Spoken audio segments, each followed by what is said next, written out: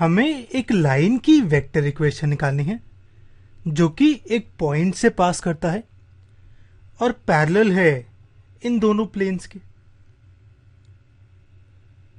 हमारा फॉर्मूला कुछ ऐसे होगा, जहां पे ए है पोजीशन वेक्टर उस पॉइंट का जिससे लाइन पास करती है, और बी है वो वेक्टर जिससे लाइन पैरेलल है। अब गिवन है कि लाइन पास करती है 1, 2, 3 से, तो इसका पोजीशन वेक्टर होगा 1i 2j 3 के।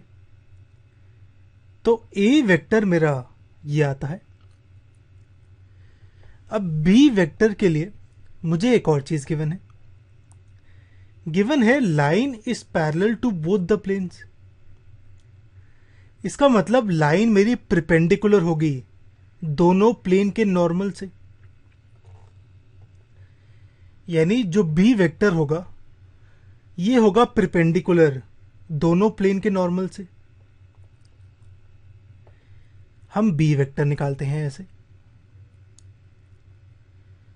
अब अगर दो वेक्टर्स हैं ए और बी, तो ए क्रॉस बी होता है perpendicular to A and B.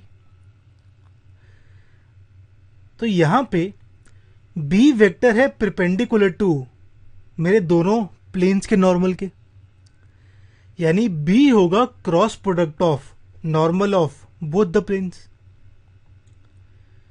तो बी वेक्टर कुछ ऐसे आएगा। मेरा पहला प्लेन का नॉर्मल होगा ये 1i - 1j + 2 के। तो यहां पे लिखता हूं 1i - 1j 2 के। और दूसरे प्लेन का नॉर्मल वेक्टर होगा 3ij के, यानी 3, 1, 1 कुछ ऐसे। तो यहां पे बी वेक्टर होगा इसका सॉल्व करने का, सॉरी बी वेक्टर होगा ये, इसे सॉल्व करते हैं। ये कुछ ऐसे आता है।